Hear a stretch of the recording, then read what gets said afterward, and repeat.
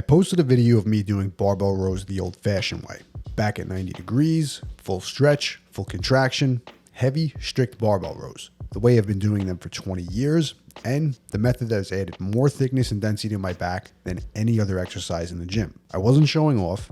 I wasn't saying everyone should barbell row. I was just showing exactly what I do and how I get the most out of the movement and how I train for muscle mass. The video did well over 1 million views and 600 comments. And about half of those comments were negative. Mostly, it was everyone making the same dumb comments. My back hurts just watching this. Great way to injure yourself. Never use your lower back. It's no surprise that these guys making these comments are also the guys who are 150 pounds soaking wet. These are the guys that you'll just never be able to help. They like to quote science. They like to use the word optimal. And they like to train only in a manner that they deem as productive based on studies. Now, science is good. Studies are good. They point us in the right direction of solid training advice.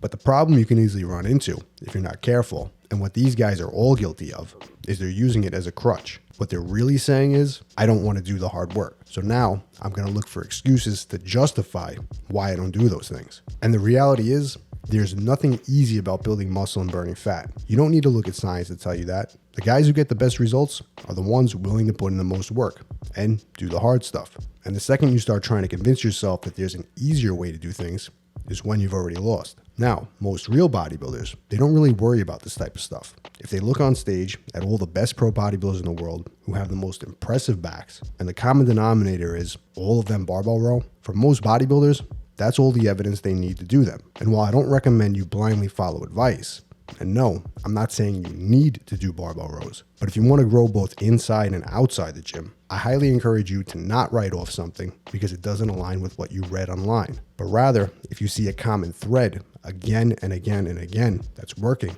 try implementing it and seeing what type of results you get from it. The barbell row is the oldest exercise in the gym for back. Bodybuilders have literally been doing them since the times where a gym was literally just a barbell and plates. And today, it's still one of the most common exercises performed for back. If something has stood the test of time, there's a reason for it.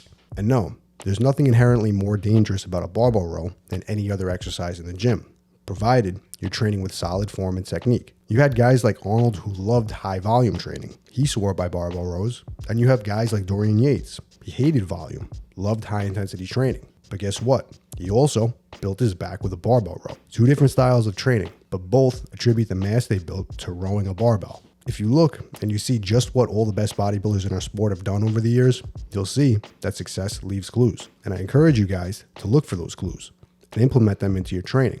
And if you want the exact programs that I personally recommend to build muscle using proven old school bodybuilding methods, check out all my old school mass gain programs down below. And as always, if you want to see more of the best original bodybuilding content just like this, make sure to hit subscribe.